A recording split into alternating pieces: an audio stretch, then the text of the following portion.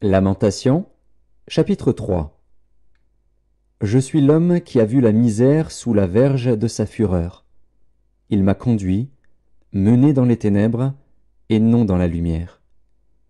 Contre moi il tourne et retourne sa main tout le jour. Il a fait dépérir ma chair et ma peau, il a brisé mes os. Il a bâti autour de moi, il m'a environné de poison et de douleur. Il me fait habiter dans les ténèbres, comme ceux qui sont morts dès longtemps. Il m'a entouré d'un mur, pour que je ne sorte pas. Il m'a donné de pesantes chaînes. J'ai beau crier et implorer du secours, il ne laisse pas accès à ma prière. Il a fermé mon chemin avec des pierres de taille, il a détruit mes sentiers.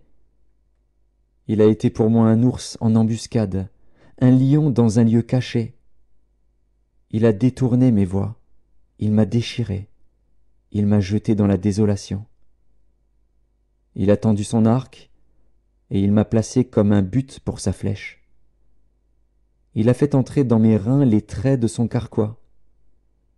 Je suis pour tout mon peuple un objet de raillerie, chaque jour l'objet de leurs chansons. Il m'a rassasié d'amertume, il m'a enivré d'absinthe. Il a brisé mes dents avec des cailloux, il m'a couvert de cendres. Tu m'as enlevé la paix. Je ne connais plus le bonheur.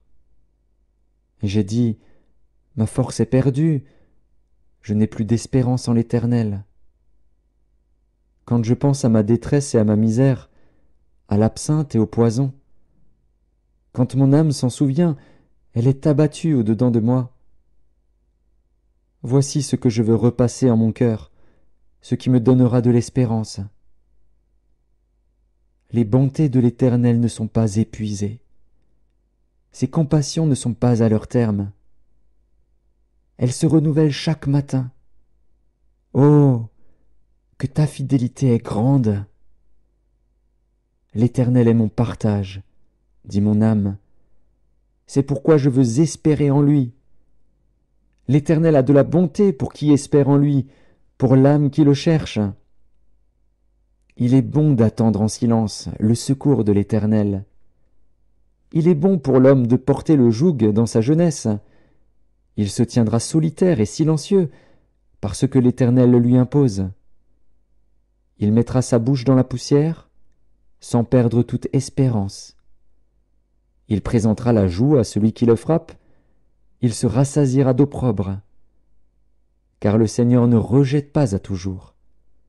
Mais, lorsqu'il afflige, il a compassion selon sa grande miséricorde.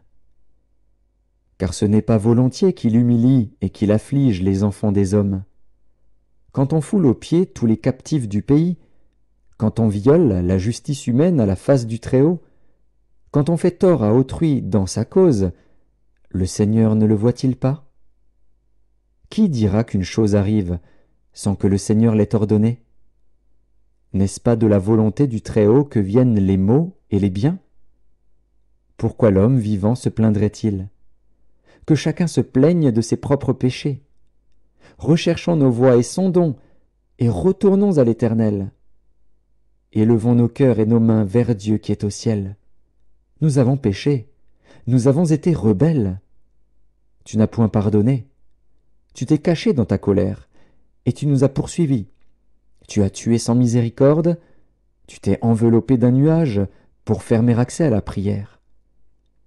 Tu nous as rendus un objet de mépris et de dédain au milieu des peuples. Ils ouvrent la bouche contre nous, tous ceux qui sont nos ennemis. Notre partage a été la terreur et la fosse, le ravage et la ruine. Des torrents d'eau coulent de mes yeux, à cause de la ruine de la fille de mon peuple. Mon œil fond en larmes, sans repos, sans relâche, jusqu'à ce que l'Éternel regarde et voie du haut des cieux. Mon œil me fait souffrir, à cause de toutes les filles de ma ville. Ils m'ont donné la chasse comme à un oiseau, ceux qui sont à tort mes ennemis. Ils ont voulu anéantir ma vie dans une fosse, et ils ont jeté des pierres sur moi. Les eaux ont inondé ma tête. Je disais, je suis perdu. J'ai invoqué ton nom, ô Éternel, du fond de la fosse. Tu as entendu ma voix. ne ferme pas l'oreille à mes soupirs, à mes cris. Au jour où je t'ai invoqué, tu t'es approché, tu as dit, « Ne crains pas. » Seigneur, tu as défendu la cause de mon âme, tu as racheté ma vie.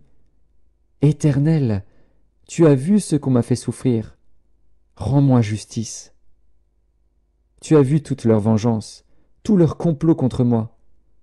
Éternel, tu as entendu leurs outrages, tout leur complot contre moi, les discours de mes adversaires et les projets qu'ils formaient chaque jour contre moi.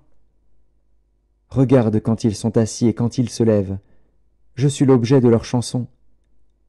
Tu leur donneras un salaire, ô Éternel, selon l'œuvre de leurs mains.